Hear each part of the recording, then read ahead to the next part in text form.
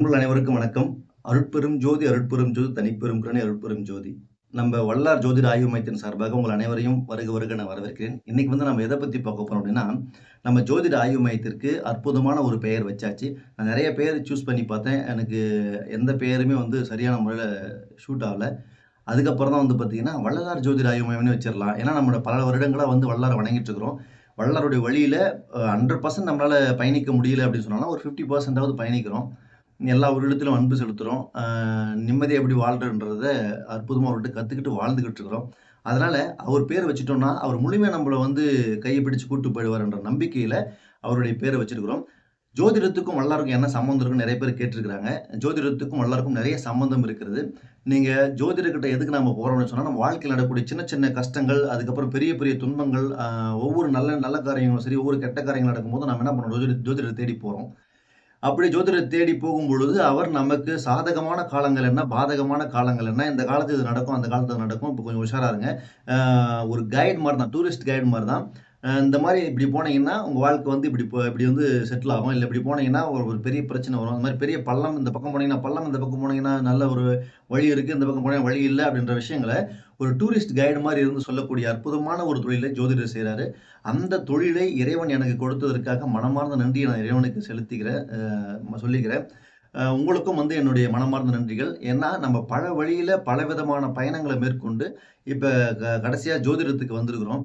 ஜோதிடம் என்னிடத்தில் சேர்ந்ததற்கான பல காரணங்கள் இருக்கிறது. இயல்பாகவே நம்ம ஜாதகத்துல பார்த்தீங்கன்னா, ஜோதிடருக்கு உண்டான ஜாதகமாக இருந்திருக்கிறது. அதன் அடிப்படையில நம்ம சிறு வயதிலிருந்தே நெறைய விஷயங்கள் ஏன் நடக்குது? எதுக்கு நடக்குது? நம்ம வாழ்க்கையில நடக்கக்கூடிய நன்மை, தீமைகளுக்கு என்ன காரணம்ன்ற அந்த தேடல் எனக்குள்ள நெறைய இருந்தது. அந்த தேடலின் வெளிப்பாடு தான் இப்ப ஜோதிடம் நம்ம கையில சேர்ந்திருக்கிறது. நெறைய விஷயங்கள். ஒரு குடும்பத்தில 5 குழந்தைகள் பிறந்திருக்கிறார்கள். 5 குழந்தைகளுமே ஒரே தன்மையில் இருக்கிறது. ஒரு தாய் வயிற்றில் பிறந்த குழந்தைகள், ஒரு தந்தையின் மூலமாக பிறந்த குழந்தைகள், ஒரே விதமான வாழ்க்கை முறைகளையும், ஒரே விதமான மனநிலைகளையும் கொண்டு வாழ்வதில்லை.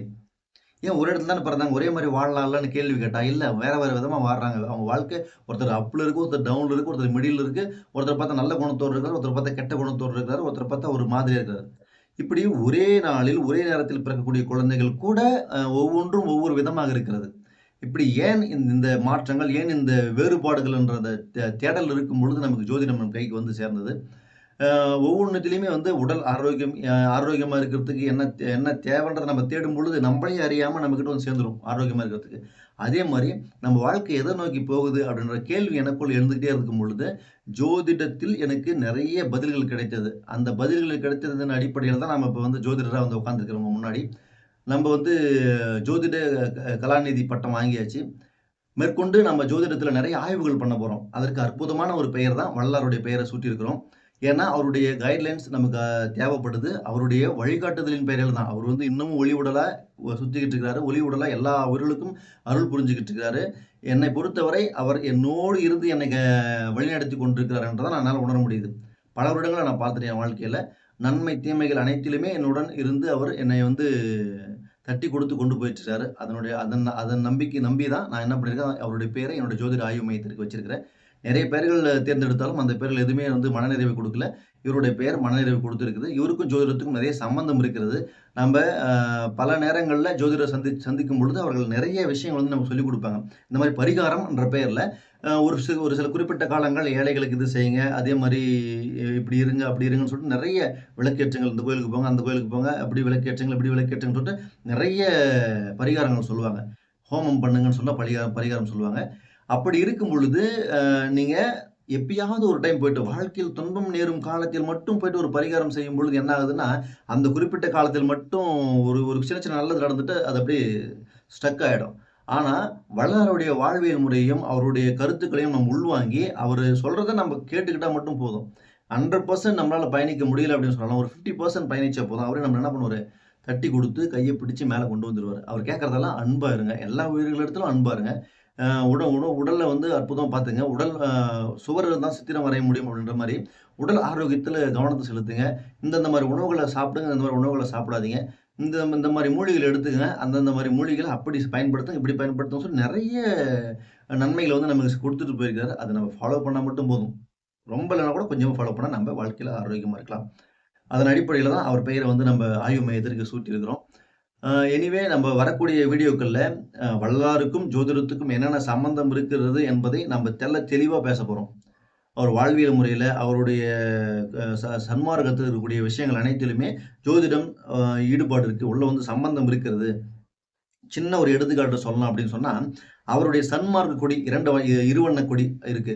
ஒரு பக்கம் வந்து பார்த்தீங்கன்னா, மேல் பக்கம் முழுதும் வந்து பார்த்தீங்கன்னா, வெண்மை நிறமாகவும், கீழ்ப்பகுதியில வந்து பார்த்தீங்கன்னா, மஞ்சள் நிறமாகவும் இருக்கும். இதிலேயே வந்து ஜோதிடத்துல அற்புதமான ஒரு விளக்கம் இருக்கிறது.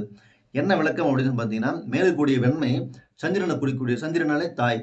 தாய்ன்னா அன்பு, கருணை, பாசம், நேசம், பரிவு இப்படி சொல்லிட்டு போயிட்டே இருக்கலாம். ஒரு தாய்க்கு உண்டான குணங்கள் என்ன இருக்கோ, அது அனைத்துமே அந்த வெண்மையில் இருக்கும். வெண்மைனா சமாதானத்துக்கு நம்ம பயன்படுத்தக்கூடியது வெண்மை தான். அன்புக்கு பயன்படுத்தக்கூடியது வெண்மை தான். பாசம், பரிவுன்னு சொல்லிட்டு எண்ணிலடங்காத வார்த்தைகள கொட்டிக்கிட்டு போயிட்டே இருக்கலாம். அப்படி 3/4 பங்கு அன்பும், கருணையும், பாசமும் மட்டுமே நிறைந்த ஒரு கட்சி, சன்மார்க்க கட்சி. அதற்கு கீழ் இருக்கக்கூடிய மஞ்சள், அங்க ஒழுக்கம். மஞ்சள்னாலே வந்து குரு இல்லைங்களா? குரு பிளஸ் சந்திரன். குரு, சந்திரன் இணைவு. இது வந்து அற்புதமான ஜோதிடத்துல வந்து அற்புதமான ஒரு இணைவு சொல்லுவாங்க. குரு, சந்திரன் ஒரு ஜாதகம் இருந்துச்சுனாலே அவன் வந்து பார்த்தீங்கன்னா, அவனுடைய மனம் வந்து எக்காரணத்தை கொண்டும் தீமையை நோக்கி போகாது. உண்மதான். சந்திரன் என்பது மனம். குரு என்பது அற்புதமான ஒரு கிரகம். நல்ல கிரகம். ஜோதிட நவகிரகங்கள்லயே வந்து ரொம்ப நன்மை செய்யக்கூடிய கிரகம் எது அப்படின்னு சொன்னீங்கன்னா, குரு தான். அப்படி குருவோடு சந்திரன் சேர்ந்து இருக்கும் பொழுது, அவன் மனம் ஒருபோதும் தீமையை நினைக்காது. ஒருபோதும் நல்ல கெட்ட காரியத்துக்கு போமாட்டான். நல்லது மட்டுமே நினைப்பான். அப்படி அற்புதமான ஒரு குறியீடு நமக்கு குடுத்துட்டு போயிருக்காரு அவரு. மஞ்சளும், ச வெண்மையும் வந்து பார்த்தீங்கன்னா, 2 கிரகங்களோட இணைவு வந்து சுட்டிக்காட்டுது. அப்படிதான் அவர் வந்து எனக்கு இந்த மாரி விளக்கங்கள் தான் எனக்குள்ள தோன்றுச்சு. உண்மையிலேயே அதுக்கு உண்டான காரணங்கள் இருக்கிறது. அவருடைய வாழ்வியல் முறைகள், அவர் சொல்லக்கூடிய அந்த ஒழுக்க முறைகள், அவர் சொல்லக்கூடிய மந்திரங்கள், அவர் சொல்லக்கூடிய மூலிகைகள் அனைத்திலுமே வந்து பார்த்தீங்கன்னா, கிரகங்களுடைய சம்பந்தம் இருக்கிறது. கிரகங்களுடைய சம்பந்தம் இல்லாமல் இந்த பூமியில் யாரும் உதிக்கவும் முடியாது, அவருடைய உயரவும் முடியாது. அவர் இந்த அளவுக்கு வந்து பார்த்தீங்கன்னா, சன்மார்க்கத்துல ஒரு பெரிய சாதனை செய்திருக்கிறார் அப்படின்னு சொன்னா, இத்தன உயிர்கள் அவர வந்து தைப்பூசம் அப்படின்னு சொன்னாலே கோடிக்கணக்கான மக்கள் அங்க ஓடி போய் நிப்பாங்க. அதற்கு முழு காரணம் நம்ம வள்ளலார் மட்டும் தான். அவருடைய அன்புக்காக தான் அந்த அத்தனை ஜீவன்களும் அங்க போயிட்டு வராங்க. அப்படி எதுவும் இல்லாமலலாம் அந்த இடத்துல அந்த அந்த அளவு கூட்டங்கள் கூடாது. நெறைய நண்பர்கள் வந்து பேசுவாங்க. வள்ளலார் வந்து பார்த்தீங்கன்னா, ஒரு ரூமுக்குள்ள அடைச்சு நெறைய கற்பூரங்கள ஏத்தி, அவர் வந்து இந்த ஐயர்கள் எல்லாம் வந்து கொன்னுட்டாங்க அப்படின்ற மாரிலாம் சொல்லுவாங்க. என் காது படவே நெறைய பேர் சொல்லியிருக்கிறாங்க. அதெல்லாம் வந்து பொய். பிரிட்டிஷ்காரனே வந்து பார்த்தீங்கன்னா, ஒப்புக்கொண்டு இருக்கிறான். உள்ள போயிட்டு சில நாட்களுக்கு அப்புறம் வெளியே இல்ல. அவர் வந்து ஒளியா தான் இருந்திருக்காரு அப்படின்னு சொல்லிட்டு விளக்கமா குடுத்துருக்காங்க. அது மட்டும் இல்லாமல் நீங்க வணங்கி பாருங்க. சில மாதங்கள் வணங்கி பாருங்க. அவர் சொல்ற நெறிகள கடைப்பிடிச்சு பாருங்க. வீட்ல ஒரு ஃபோட்டோ வச்சு, அவருக்கு வியாழக்கிழமை அகவல் படிக்கிறதுலருந்து, அதே மாரி அவர அன்பா நேசிக்கிறது, எல்லா உயிர்களிடத்திலும் அன்பு செலுத்துங்க. யாரையும் துன்புறுத்தாதீங்க. அன்பா இருந்து பாருங்களேன், அவர் உங்கள தேடி வந்துருவாரு. அந்த அளவுக்கு வந்து எளிமையான, ஒரு அற்புதமான ஒரு கடவுள் யார் அப்படின்னு சொன்னா வள்ளலார் தான். மனிதனாக இருந்து கடவுளாக மாறலாம் என்ற அந்த அற்புதமான ஒரு விஷயத்த குடுத்துட்டு போயிருக்கிறார். நாம கடவுளா கூட ஆக தேவையில்ல. நல்ல மனிதனாக மாற வேண்டும் என்று சொன்னால், அவருடைய சன்மார்க்க வழியை சற்று பின்பற்றினால் போதும். உண்மையிலேயே நாம் அவருடைய வழிக்கு போயிடலாம். நன்றி நண்பர்களே! என்னுடைய ஜோதிட ஆய்வு மையத்தின் சார்பாக உங்கள் அனைவருக்கும் நன்றி தெரிவித்துக் கொள்கிறேன். நம்ம சேனல முதல் முறையா பார்க்குற நண்பர்கள் சப்ஸ்கிரைப் பண்ணிக்கங்க. பெல் பட்டன கிளிக் பண்ணிக்கங்க. உங்க நண்பர்களுக்கும் ஷேர் பண்ணுங்க. இன்னும் வரக்கூடிய வீடியோக்கள்ல ஜோதிடத்த பத்தின பலவிதமான தகவல்கள் உங்கள வந்து சேரும். என்னுடைய ஜோதிட ஆய்வு முறை வித்தியாசமா இருக்கும். வித்தியாசமா இருக்கணும்ன்றதுக்காக நான் பல விதமான விஷயங்கள ஆய்வு பண்ணிட்டு இருக்கிறேன். மேலும் மேலும் வீடியோக்கள பார்ப்போம். நன்றி நண்பர்களே! மீண்டும் சந்திப்போம். வாழ்க வளமுடன்! வாழ்க வையகம்!